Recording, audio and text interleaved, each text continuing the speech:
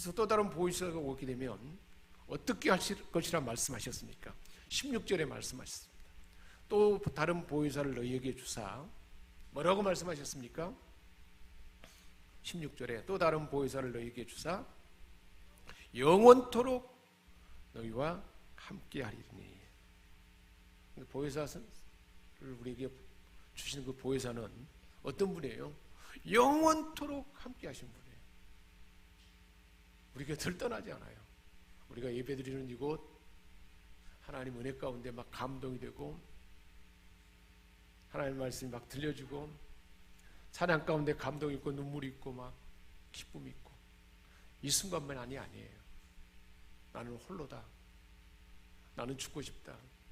아무도 나를 알아주지 않는다. 그 순간에도 보혜사 성령님은 영원토록 함께하는 줄 믿습니다.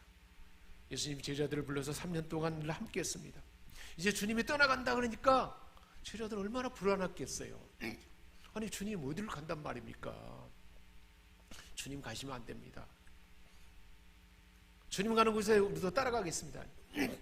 너희들 나가는 길을 따라올 수가 없어. 나의 잔을 마실 수 없어. 그러면서 난 떠난다 그랬어요. 그래서 얼마나 슬프고 불안했을 겁니다.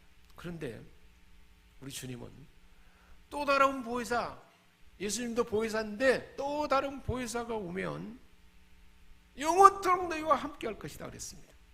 영원토록 함께 한다는 것은 잠시 잠깐이 아니라는 거예요.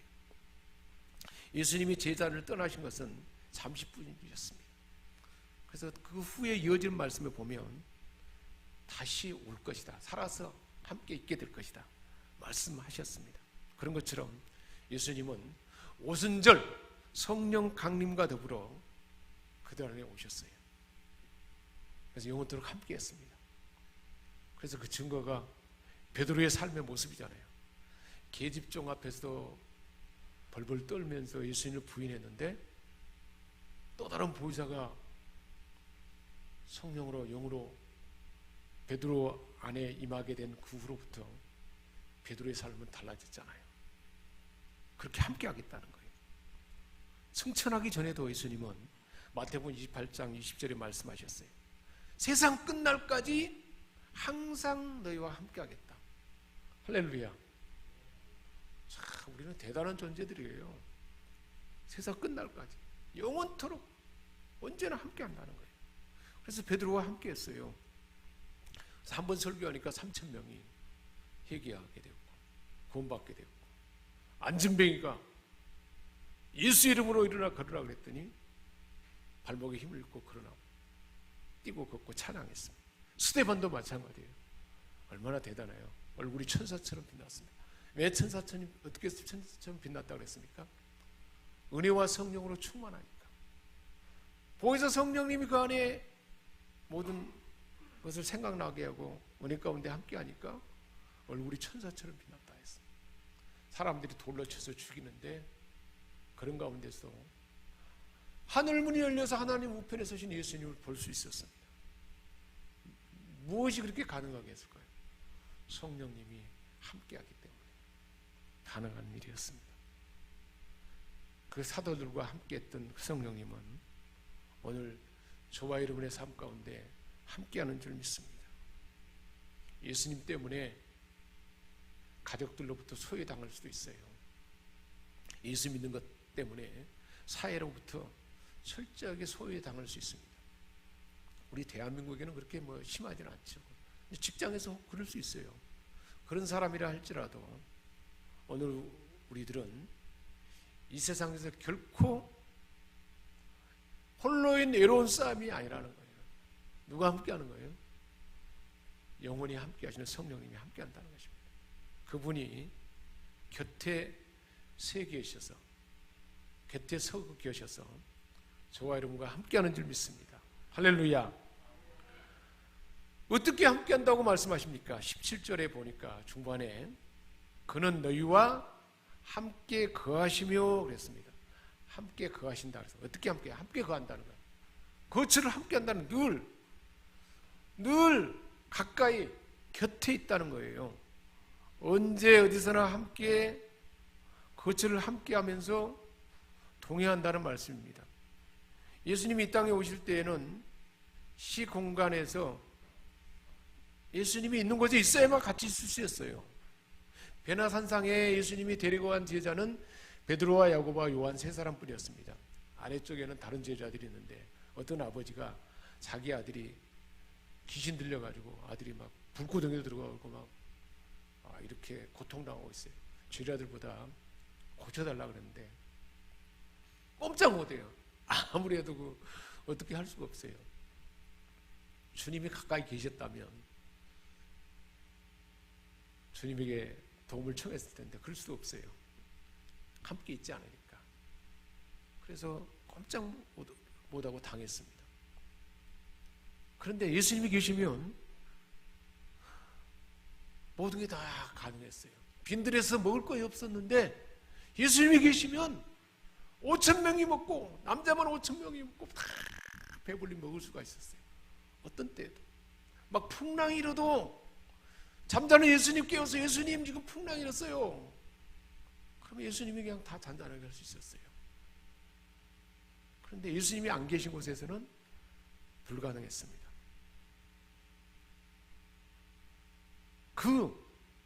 예수님은 그렇게 했지만 보혜사 성령님은 그렇게 육신의 몸이 아니고 영의 몸이기 때문에 항상 함께하기 때문에 언제 어디서나 도움받을 수 있어요.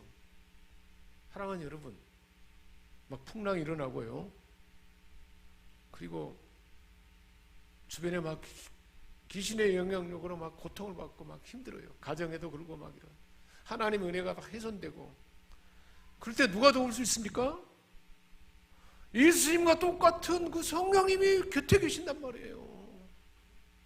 성령님께 도움을 청하면 다 알려준다는 거예요. 함께 한다는 거예요. 곁에 계신다는 거예요. 이 사실을 여러분 망각하면 안 돼요. 그 삶을 살으려고 예수님은 지금 말씀한 거예요. 또 17절 중반 이후에 함께 할 뿐만 아니라 너희와 함께 가시며 또 너희 속에 계시겠습니다. 성령님이 어디 계신답니까? 우리와 함께 계시고 어디에 계세요? 우리 안에 계신다. 우리 안에, 우리 마음 안에 깊은 곳에. 우리 사람은 겉에는 육체잖아요. 육체. 그래서 육체가 막 때리면 아프고 이렇게 불을 데우면 뜨겁고 이런 거, 육체의 감각이 있잖아요. 또 그 안에 우리는 혼이 있잖아요. 지성, 생각하는 것과 감성과 의지 부분이 있잖아요. 그 안에 영혼, 그곳에 성령님이 함께 있어요. 그 안에서 우리 안에 계신다는 거예요. 우리 속에 계신다는 그 말이에요. 그래서 영으로 맞닿아 있는 그곳에 우리 안에 계셔서 그 성령님이 우리 안에 계시기 때문에 우리를 통해서 나타나겠죠. 성령님이 우리 안에 계신다는 거예요. 그러니까 나타나서 말로 나타나면 성령님이 우리를 통해서 말하게 하는 거예요. 이게 방언 은사고, 그 다음에 예언의 은사고, 지식의 은사고, 지혜의 은사고 그런 거예요. 우리 안에 계신 성령님이 그렇게 말하게 하는 거죠. 그렇게 우리 안에 역사하는 줄 믿습니다. 가령 이제 성경 인물들의 예를 들면 하나님께서 모세에게 이렇게 말하라 그래서, 그리고 뭐라고 하냐면 내가 내 입에 내 말을 두리라 그랬어요. 그 하나님이 그 성령 하나님이 우리 안에 그 말을 우리에게 준 거예요. 그래서 모세가 그 말대로 했더니 어떻게 됐을까요? 홍해가 갈라지고 말랐어요. 그 성령이 우리 안에서 그렇게 한다는 것입니다. 여호수아에게 말씀했어요. 그리고 그 말씀이 그 속에서 말하게 됐고 그대로 행했더니 어떤 일이 났습니까? 여리고가 무너졌습니다. 이와 같은 일이 성령이 우리를 통해서 한다는 거예요. 우리 속에 계셔서. 그래서 베드로가 그랬잖아요. 은과 금은 내게 없지만 내게 있는 것으로 내게 주노니 나사렛 예수의 이름으로 일어나 걸으라. 그랬더니 베드로 스스로 할 수가 없어요. 예수의 이름의 권능이 남에서부터 안전병이었던 안전병이 발목에 힘을 얻고 걷고 뛰고 올 수가 있었습니다. 예수 이름이. 그래서 베드로를 통해서 그래서 예수님이 그랬잖아요. 지금까지는 너희가 내 이름으로 아무것도 구하지 아니하였으나 내 이름으로 구하라 그래야 하면 받으리니 너희 기쁨이 충만하리라. 사랑하는 여러분, 이 기도의 언어를 늘 만들어야 돼요. 그래서 선포해야 돼요. 예수 이름으로 우리 가정에 사단의 모든 영향력은 접근하지 마라. 내가 예수님의 보혈을 적시노라. 예수 이름으로. 그러면 사단의 권세가 접근할까요? 못하는 거죠. 엄청난 우리에게 이 성령은 우리 안에 그 은혜를 주시고, 예수님이 계실 때 도움을 청하면 다 도움받고, 예수님이 제자들에게 그랬어요. 제자들도 파송하면서 너희들과 가면 내가 말하면 귀신이 떠나가고 사람들이 말한 대로 사람이 치유받고 그런 일이 있게 될 거다 그랬잖아요. 근데 실제로 그렇게 일이 있었어요, 없었어요? 그렇게 됐어요. 70명을 파송했을 때도 그 일이 있었어요. 그것이 바로 그때 훈련이었어요. 예수님이 가시면서 이제 보혜사 성령을 보내셔서 그때 경험했던 일이 직접 있게 될 것이다 그러고, 그 베드로가 그렇게 했고 스데반이 그렇게 했고, 사도 바울은 완전히 해방자였죠. 기독교를 핍박하는 사람이었고, 그야말로 하나님 나라를 방해하는 사람이 있는데 하나님이 밝은 빛 가운데 예수님 만나게 하고 보라진 예수님을 지금 경험하게 해서 인류 역사를 완전히 뒤집어 버렸잖아요. 저와 여러분의 삶 가운데도 성령님이 그렇게 역사하는 줄 믿습니다.